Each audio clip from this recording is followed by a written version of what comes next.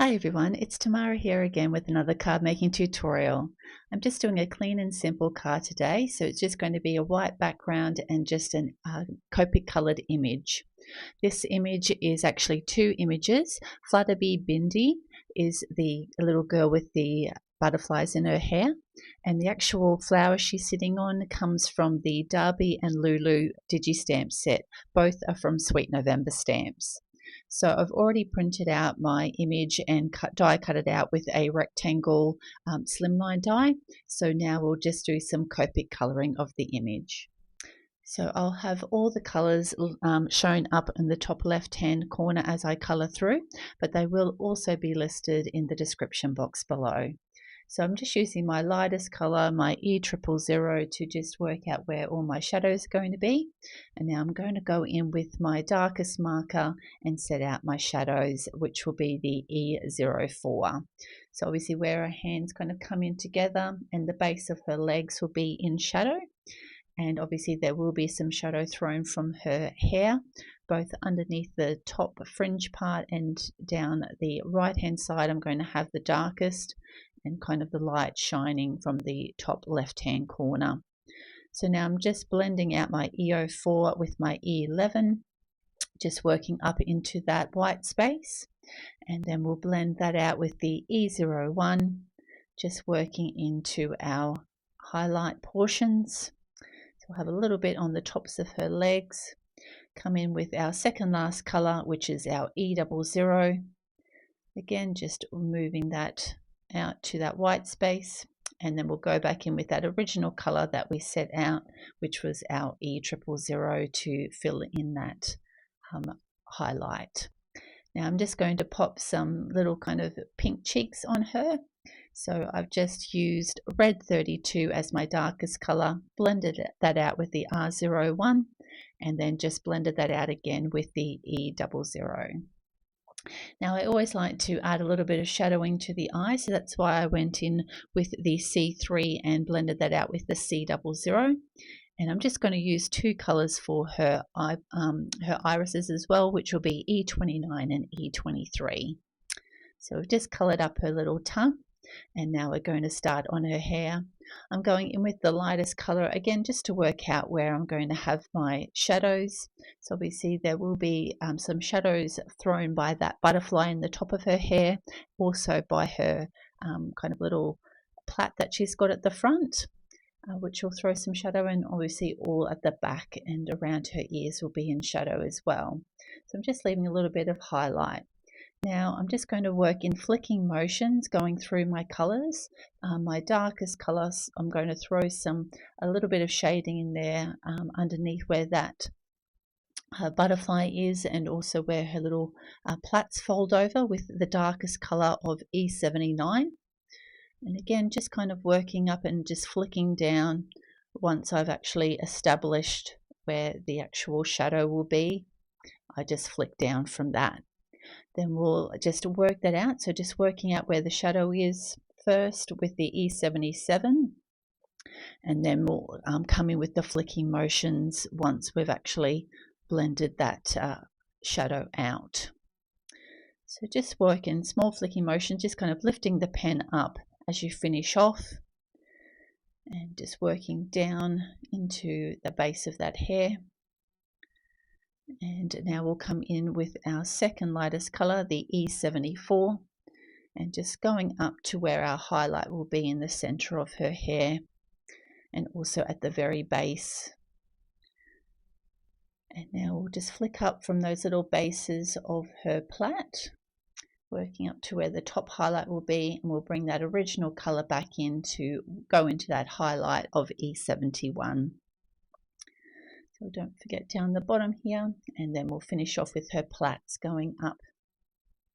Now I always like to come in and just reinforce it. I'm not going to go though in with the darkest color again. I'm just going to go in with the second darkest, being the E77, just to re-establish those little flicking lines. So I'm just flicking up where those will be in shadow at the base, and also where it will be in shadow underneath her chin. And then we'll bring in our E74 to just kind of blend that out and flick out from those, Just working up into where our highlight is, so I'm trying to get a little bit of texture in that hair. And we'll just finish off with that E71 to make sure we've got a beautiful blend. Just trying not to lose where that highlight color is. Just to keep everything consistent and easier, that we're not going to grab out a bunch of markers, I'm going to do a lot of these items colored exactly the same with the same colors. So the flower and also 2 of the butterflies will be colored with the yellow markers that I'm using now. And then the blue dress will also feature in one of the butterflies up the top as well. So I initially went in with my lightest color, which was the E35, to work out my shadow is going to be. And then I went in with our darkest color, the E19, just to set those shadows out. Initially, I tried to blend it out with the YR04, but it just wasn't blending as well. So I did a little bit of tip-to-tip coloring with the E19 and the Y04. And I just found out that that blended out so much better. So sometimes you might just need to do a little bit of tip-to-tip to get what the blend that you're wanting. So I'm not going to fill that all in yet. I'm going to come back in. I'm not going to go in just with my E19. I'm going to just do our tip-to-tip colouring again with the Y04 onto the tip of the E19 to set out our darker shadow. And then I'm just cleaning off my YR04 marker just to make sure that I don't have any more of that E19 on there to make that too dark. So now I've blended that out. Coming in with my Y38 to blend out the YR04, and then we'll bring our lightest color back in to finally fill out our highlights, which is our Y35. So I'm just working a little flicking motions to make sure I get a nice smooth blend between all our colors. And that's our flower all colored up. And now we're going to do the same with those little butterflies, as I mentioned. So I'm just working out again with my lightest color where those shadows are going to be. And then we'll bring in our darkest color and the Y04 and just do that tip to tip again. So I didn't worry about just doing a straight E19 for these. I just thought the tip to tip worked well on the flower, so we'll do the same. And again, I'm just cleaning off that YR04 to get rid of that darker E19. And just coming in with that Y04 on that top, wing as well, sorry. Now I'm filling that in with the Y38 to bring that out, and then just coming in with our lightest marker again, the Y35, to get a nice smooth blend out to our highlights. And that's those 2 butterflies done. Now we'll get her little dress established with the shadows with the lightest color, the B63.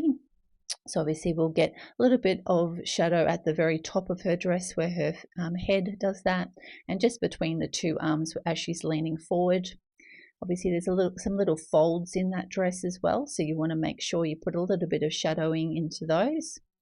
We'll blend that out with the E69, just kind of lightly blending out where those shadows come through. And then work that in with the B66, just working in little flicking motions to bring that out to our highlight area. And same with this side, just also where that little fold is. And then we'll bring in our original color again. There was a little bit of difference between the 63 and 66, so again I thought the tip to tip will work really nicely in getting this blended out. So now I'm just kind of doing a little bit of tip to tip where those 2 colors join, and then blending that out. Now we're going to use those same blues to do our 3rd butterfly. So again, I've just popped my shadows in and now blending them out now with the B66 and our final color again, doing that little tip to tip, and the same that we'll do at the top as well, just blending into that white space. Now I did leave that top blank because I am going to come back in and just reinforce it, not with the darkest color but with my B69, and then blend that out with the B66 and do our tip to tip again with the 63 to make sure we've got a nice smooth blend, and then do our final color through once this is blended through with our B63 up to our highlight. Now again we've got that beautiful blue blend to match in with her dress. Now, a final bit of colouring will be the stem of the flower.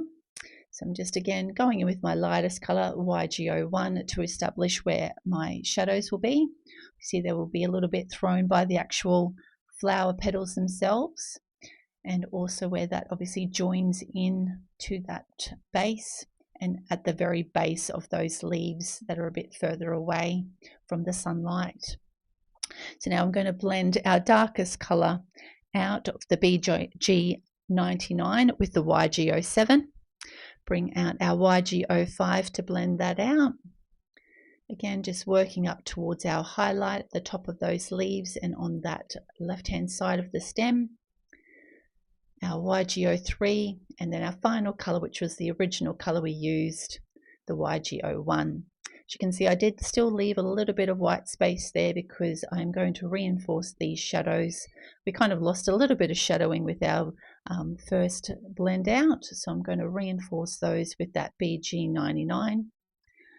Again, blend out with our YG07. Just working in that little flicking motions to get a nice even blend, so it's a lot easier. Now, it wasn't quite blending out the way I wanted, so I again doing that tip to tip between the BG99 and the YG07. You can just see how much better that blends out when we just do that little bit of tip to tip. We'll bring in our YG05 to blend that out, and then our YG03, and then our final color, the YG01. Sorry, I got a croak in my voice then. So we've blended that out now up into that white space with the YG01 for our nice highlight at the top of those leaves.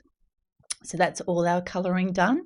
So now I did grab out this set from Altenew. It's called Statement Flowers, and I just really love the sentiment. I thought it was perfect for this card that I was making. This was actually made for the current SNS Penpal.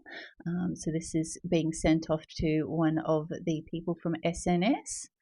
And I'm just going to line that up in my Misty, making sure that's straight. So it was a little bit crooked, so I made sure that was straight with those grid lines on my Misty. Using my Versa Onyx Black ink, I'm going to stamp that up. Give that a second stamp to make sure we've got a nice impression, and then I'll just set that aside to dry. Originally I was going to go for a white card base, but I thought the panel got a little bit lost with that. So I actually pulled out some blue cardstock that I had, and I just thought that made it really pop, and it really reflects off those blues that feature on the dress and in the butterfly. So I've pre-cut and scored a slimline card base and just popped a bit of glue on my image panel. Just going to line that up to make sure it's even on all sides and you've got that beautiful blue pop around the edges. And this is the finished card for this tutorial. This image is so beautiful. I have actually used her before, and I just thought she paired beautifully with this flower, her just sitting on there with the butterflies in her hair. I hope my pen pal really likes this card. I did have so much fun colouring it up. If you did like this tutorial, if you can please click the like button, and if you'd like to see any future videos, make sure to hit the subscribe button. Thanks so much for watching. Have a great day. Bye.